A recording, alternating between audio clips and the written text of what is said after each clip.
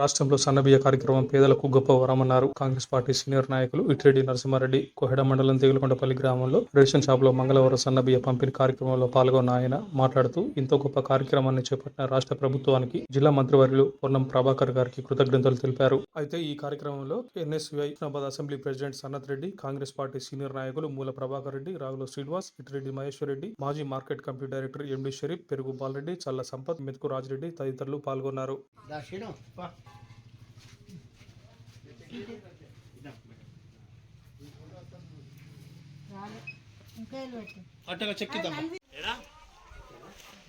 ఒక 10 నిమిషాలు సన్న బియ్యము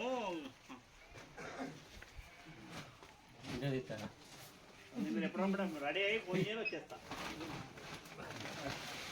సన్న బియ్యం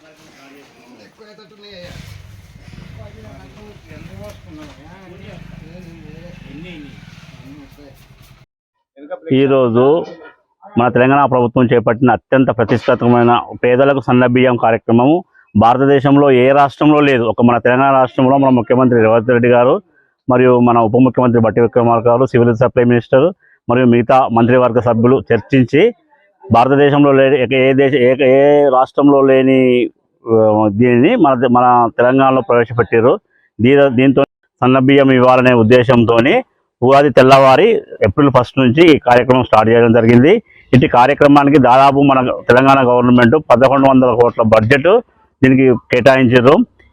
తెలంగాణ దేశంలో ఏ ప్రభుత్వం కూడా ఇప్పటివరకు చేపట్టలేదు. ఇంత బీజేపీ ప్రభుత్వం కూడా ఇంత ప్రతిష్టాత్మకంగా ఏ గుజరాత్ ప్రభుత్వం, గుజరాత్లో కానీ బీజేపీ పాలించే రాష్ట్రాల్లో కూడా ఇటువంటి కార్యక్రమం చేపట్టలేదు.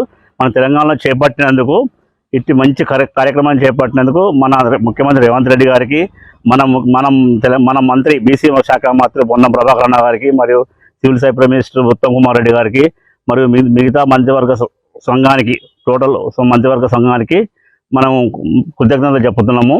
నిజంగా ఇది కార్యక్రమం చాలా మంచి కార్యక్రమము. ఇంతవరకు